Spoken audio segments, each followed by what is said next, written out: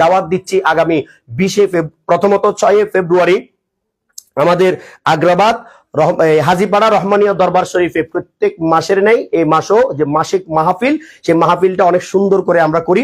সেই মাহফিলটার মধ্যে মাসালা মাসাইল শেখানো হয়, সেই মাহফিলের মধ্যে জিকির আজকার হয়, সালাতু সালাম হয়। আপনারা সেই মাহফিলে থাকবেন আগামী 6 ফেব্রুয়ারি, যেটা চাঁদের হিসেবে প্রথম বৃহস্পতিবার হয়। তবে আগামী পর্ব থেকে আমরা আগামী মাস থেকে দ্বিতীয় বৃহস্পতিবারে, যেটা আগে থেকে চালু ছিল, আমরা সেই ধারায় যাচ্ছি, দ্বিতীয় বৃহস্পতিবারে হবে। এবার প্রথম বৃহস্পতিবার হিসেবে ফেব্রুয়ারির 6 তারিখ পড়েছে, সেখানে মাগরিব নামাজ পড়বেন। মাগরিব থেকে আসা পর্যন্ত এই প্রোগ্রাম আপনারা সম্পৃক্ত থাকবেন। আগামী 1 ফেব্রুয়ারি আমরা ফেনীর মধ্যে আমরা একটা ইনসানিয়তের মহাসমাবেশ করতেছি। আমার মুর্শিদ কেবলা সেখানে যাবেন।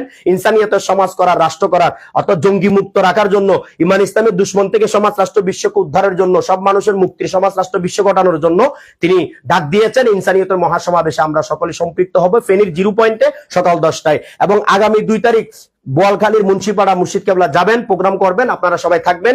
আগামী 3 তারিখ জাহানার ইব্রাহিম ফাউন্ডেশনে হযরত জালাল শাহ রহমাতুল্লাহ উরুস শরীফ উপলক্ষে সেখানেও আপনারা যাবেন। আশা করি আমাদের বড় ভাইজানকে আপনি সেখানে মেহমান করবেন, দাওয়াত দিবেন, উনি আমাদের সাথে থাকবেন ইনশাআল্লাহ। এবং আগামী 20 ফেব্রুয়ারি 14 ফেব্রুয়ারি তো শবে বরাত, সবাই থাকবেন। তবে যদি আপনারা ইচ্ছা করেন যে নামাজ কালাম পড়ার পরে একটু দোয়া মোনাজাত, একটু বিশেষ দোয়ার দরকার, অলির সোহবতে যাওয়ার দরকার, তাহলে আপনারা রহমানিয়া দরবার শরীফ হাজীপাড়া যাবেন আগ্রাবাদ। সেখানে সারা রাত ব্যাপী আমরা শবে বরাতের প্রোগ্রাম করব।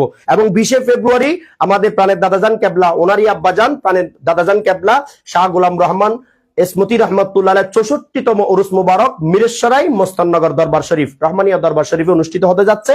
সেখানে আপনাদেরকে দিনের বেলা দাওয়াত। এবং আগামী 22 ফেব্রুয়ারি লালদিঘির ময়দানে, ওই যে ফেনীতে যে সমাবেশ হবে, ঠিক সেম লালদিঘির ময়দানে বিশাল আকারে আমরা ইনসানিয়তের সমাবেশ করব।